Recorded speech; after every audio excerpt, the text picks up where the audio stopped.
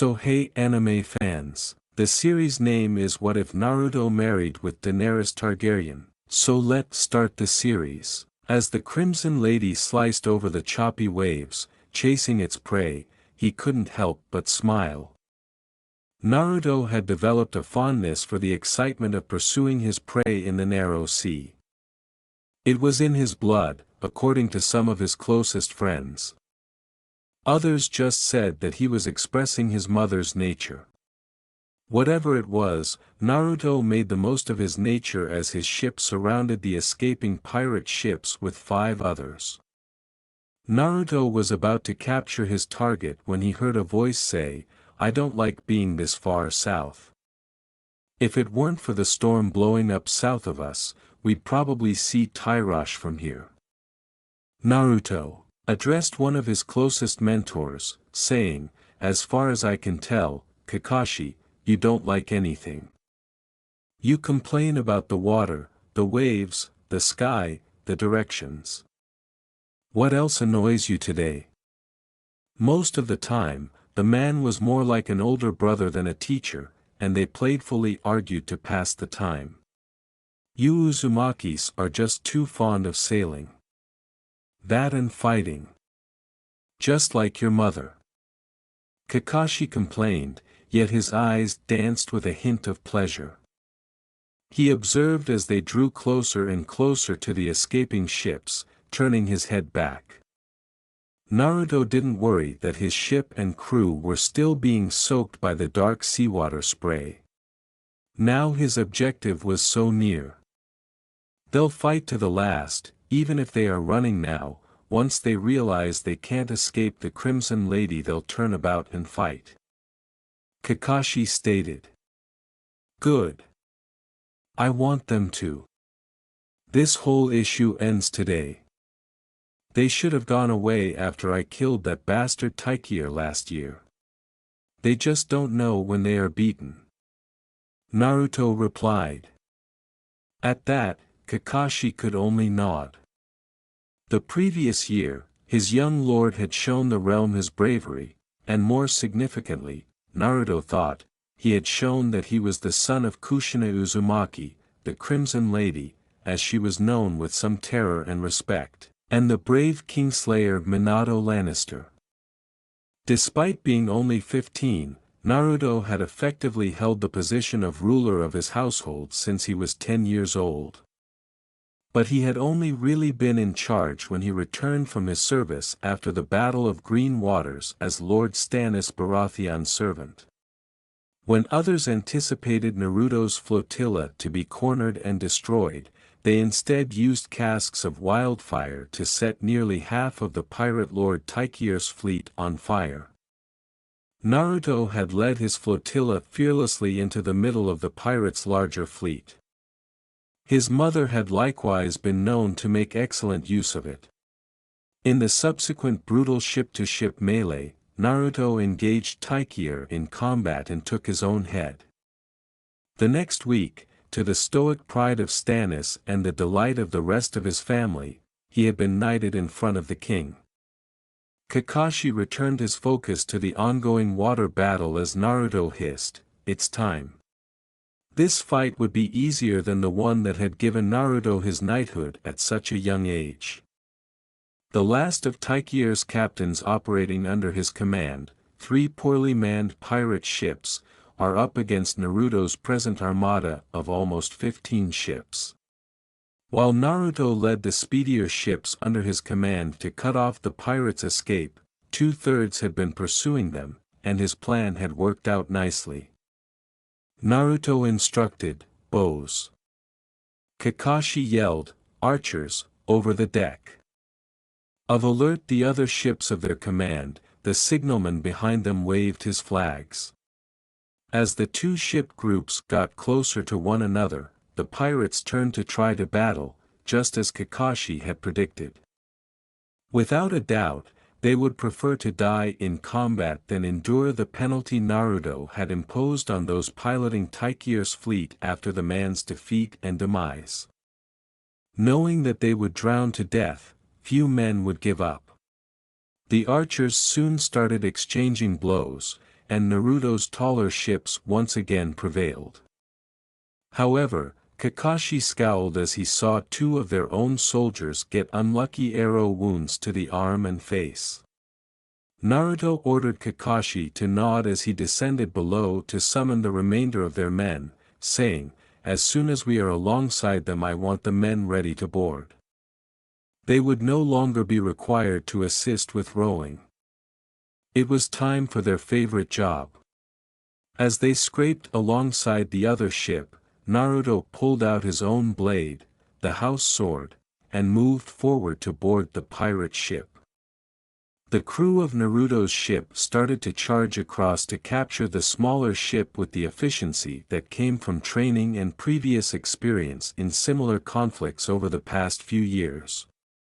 The roar of men and the sound of clashing steel now filled the air when the yells and bellows of men had previously been mostly muffled by the noises of the wind and waves. The moist sound of the sword striking flesh and the thump of the blade on the shield occasionally cut through the clamor. Naruto leaped the narrow opening and landed on the pirates with a yell of his own. The crew of this hostile ship towered over him, and while he was only 15, he was tall for his age. But it didn't assist them. Kakashi had taught Naruto how to use the blade. A man whose own blade was said to strike like lightning. Although Naruto was not yet as skilled as his instructor, he was gifted and had received far more severe training than the majority of people he faced. The quickness with which the pirate crews were killed almost disappointed Naruto, who had spent more than a month and a half hunting these three ships in particular. However, it was sweet in its own way to finally be free of Taikir's red banners. Kakashi led the charge onto the other ship, and Naruto told him, "That went easier than I expected." "Yes, well, I think it was plenty enough a challenge. Can we take your new prizes and go back home now? I told you before I don't like benign this far south." Kakashi expressed disappointment only to be cut off. "Can almost see Tyrosh, if only the storm wasn't blowing in from the south." "Yes, yes. You complained less about Tyrosh when we were sailing among the stepstones last year. Actually, you seemed excited about visiting the port there before returning to Dragonstone. What changed?" Naruto turned to his teacher. As Naruto started to realize, Kakashi flinched. Before forgetting it, he tried to come up with something to divert the boy's attention. With just a few words, the young redhead could be easily spun around like a youngster, constantly jumping from one idea or topic to another. He had been transformed by Stannis's 4 years of instruction. He was still considerably more active than any Stannis Baratheon student should be, but he had been tamed into a good heir by the Lord of Storm's End. As he finished cleaning his sword, Kakashi winced and confessed, "I have a girl there." Naruto sneered, "Of course, I should have known it was a woman." "You're not wrong, but I mean I have a shield there. One that is rather unhappy with me for leaving her mother." Kakashi sighed. There was a beat of silence, and when he looked up, Naruto was staring at him. He said, "You're lying." "No, I'm not," protested Kakashi. Once more, Naruto uttered the words, "No, no, you're taking me for a fool, I know it." Kakashi complained, "I wouldn't play at Naruto." Naruto laughed and placed his clean blade back into its sheath, saying, "Well, now we have to go to Tyrosh." No. No.